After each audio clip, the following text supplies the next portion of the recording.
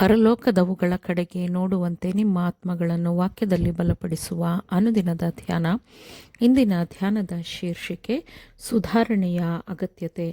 ಈ ದಿನದ ಸತ್ಯವೇದದ ವಾಕ್ಯ: ಈಗಲಾದರೂ ನೀವು ಪಾಪದಿಂದ ಬಿಡುಗಡೆಯನ್ನು ಹೊಂದಿ ದೇವರಿಗೆ ದಾಸರಾದದ್ದರಿಂದ ಪರಿಶುದ್ಧರಾಗುವುದೇ ನಿಮಗೆ ಫಲ, ಕಡೆಗೆ ದೊರೆಯುವಂಥದ್ದು ನಿತ್ಯ ಜೀವ. ಯಾಕಂದರೆ ಪಾಪವು ಕೊಡುವ ಸಂಬಳ ಮರಣ, ದೇವರ ಉಚಿತಾರ್ಥವರವು ನಮ್ಮ ಕರ್ತನಾದ ಕ್ರಿಸ್ತ ಯೇಸುವಿನಲ್ಲಿರುವ ನಿತ್ಯ ಜೀವ. ರೋಮಾಪುರದವರಿಗೆ ಬರೆದ ಪತ್ರಿಕೆ 6ನೇ ಅಧ್ಯಾಯ 22 ಮತ್ತು 23ನೇ ವಚನಗಳು.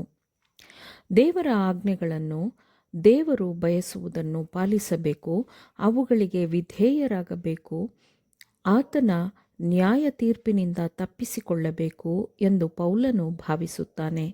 ಪ್ರತಿಯೊಬ್ಬ ಜಯಶಾಲಿಗೂ ನಿತ್ಯ ಗೌರವವನ್ನು ತಂದುಕೊಡುವ ಜೀವದ ಕಿರೀಟವನ್ನು ಪಡೆಯಲು ನಾವು ಪೌಲನಂತೆ ಎಲ್ಲ ಪ್ರಯತ್ನಗಳನ್ನು ಮಾಡಬೇಕು.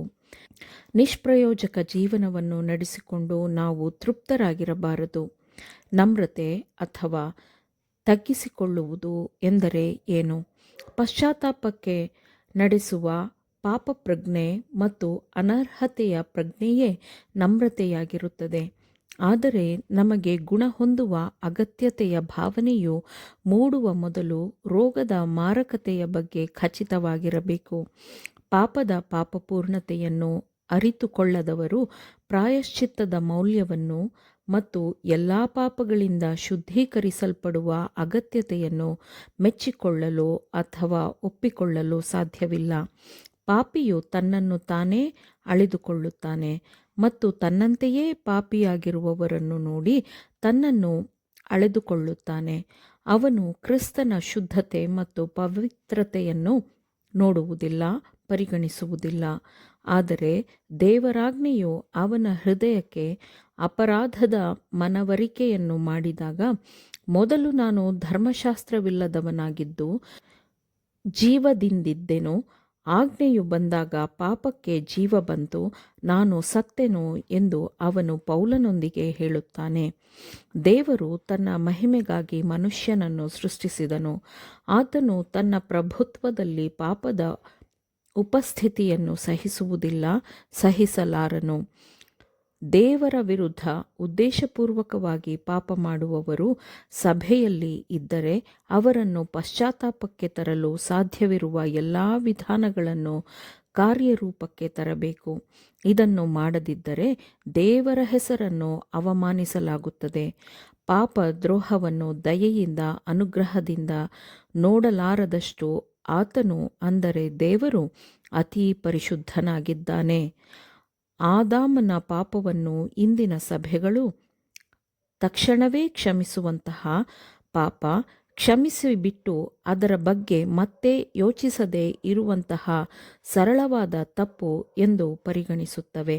ಆದರೆ ದೇವರ ಮಾನದಂಡವು ಉನ್ನತವಾಗಿವೆ ಮತ್ತು ಆತನ ವಾಕ್ಯವು ಎಂದಿಗೂ ಬದಲಾಗುವುದಿಲ್ಲ ಮತ್ತು ಆತನ ದೃಷ್ಟಿಯಲ್ಲಿ ಎಲ್ಲ ಸ್ವಾರ್ಥವಾದ ದುರಾಸೆಯ ಆಚರಣೆಗಳು ಅಸಹ್ಯಕರವಾಗಿವೆ.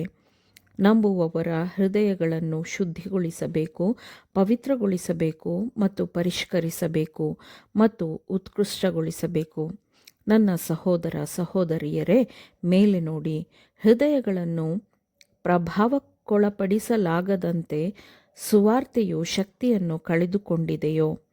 ಕ್ರಿಸ್ತನಾತ್ಮದ ಪುನಶ್ಚೈತನ್ಯದ ಪ್ರಭಾವವು ಇಲ್ಲದೆ ಹೋಗಿರುವ ಕಾರಣದಿಂದ ಹೃದಯಗಳು ಶುದ್ಧೀಕರಿಸಲ್ಪಟ್ಟಿಲ್ಲ, ಪವಿತ್ರೀಕರಿಸಲ್ಪಟ್ಟಿಲ್ಲ ಮತ್ತು ಪವಿತ್ರಾತ್ಮನಿಗಾಗಿ ಸಿದ್ಧವಾಗಿಲ್ಲ ಎಂದು ನೀವು ಭಾವಿಸುತ್ತೀರೋ? ಇಲ್ಲವೇ ಇಲ್ಲ. ಜೀವವುಳ್ಳ ದೇವರ ವಾಕ್ಯವಾಗಿರುವ ಪರಿಶುದ್ಧ ಆತ್ಮದ ಕತ್ತಿಯು ಇನ್ನೂ ನಮ್ಮಲ್ಲಿಯೇ ಇದೆ. ಆದರೆ ಅದನ್ನು ಬಹಳ ಶ್ರದ್ಧೆಯಿಂದ ಉಪಯೋಗಿಸಬೇಕಿದೆ. ಹಿಂದಿನ ಕಾಲದ ದೇವರ ಪರಿಶುದ್ಧ ಜನರು ಅದನ್ನು ಬಳಸಿದಂತೆ ನಾವು ಬಳಸೋಣ. ಅದರ ಜೀವಂತ ಚೈತನ್ಯಗೊಳಿಸುವ ಬಲವು ಹೃದಯದೊಳಗೆ ತೂರಿಕೊಂಡು ದಾರಿ ಮಾಡಿಕೊಳ್ಳುತ್ತದೆ. ನಮ್ಮ ಎಲ್ಲ ಶ್ರೇಣಿಗಳಲ್ಲೂ ದೇವರು ಸುಧಾರಣೆಗಾಗಿ ಕರೆ ಕೊಡುತ್ತಾನೆ. ಸಭೆಯು ಜಾಗೃತಗೊಂಡಾಗ ನಿರ್ಧಾರಿತ ಬದಲಾವಣೆಗಳನ್ನು ಮಾಡಲಾಗುತ್ತದೆ.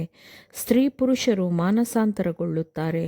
ಎಷ್ಟರ ಮಟ್ಟಿಗೆ ಎಂದರೆ ಅವರು ಪವಿತ್ರಾತ್ಮದಿಂದ ತುಂಬಿದವರಾಗಿ ದೇಶದಿಂದ ದೇಶಕ್ಕೆ, ನಗರದಿಂದ ನಗರಕ್ಕೆ ಸತ್ಯದ ಸಂದೇಶವನ್ನು ಕೊಡಲು ಹೋಗುತ್ತಾರೆ. ಮನುಷ್ಯ ಆತ್ಮಗಳ ಮೇಲಿನ ಪ್ರಾಮಾಣಿಕ ಪ್ರೀತಿಯಿಂದ ಅವರು ಪ್ರೀತಿ ತುಂಬಿದ ಹೃದಯದೊಂದಿಗೆ ತಮ್ಮ ಸತ್ಯವೇದಗಳನ್ನು ತೆರೆದು ವಾಕ್ಯವನ್ನು ಪ್ರಕಟಿಸುತ್ತಾರೆ. ಆಮೇನ್. ದೇವರ ವಾಕ್ಯಗಳನ್ನು ಶ್ರದ್ಧೆಯಿಂದ ಆಲಿಸುವವರು ಮಾತ್ರವೇ ಆಗಿರದೆ ಪಾಲಿಸುವವರು ಆಗಬೇಕೆಂದು ನಿಮ್ಮನ್ನು ಉತ್ತೇಜಿಸುತ್ತೇನೆ. ಪರಿಶುದ್ಧಾತ್ಮನ ಸಹಾಯದಿಂದ ಆಲಿಸಿದ ನಿಮ್ಮೆಲ್ಲರಿಗೂ ಧನ್ಯವಾದಗಳು. ಮತ್ತೆ ದೈನಂದಿನ ಧ್ಯಾನಕ್ಕಾಗಿ ನಾಳೆ ಸಂಧಿಸೋಣ. ಆಮೇನ್.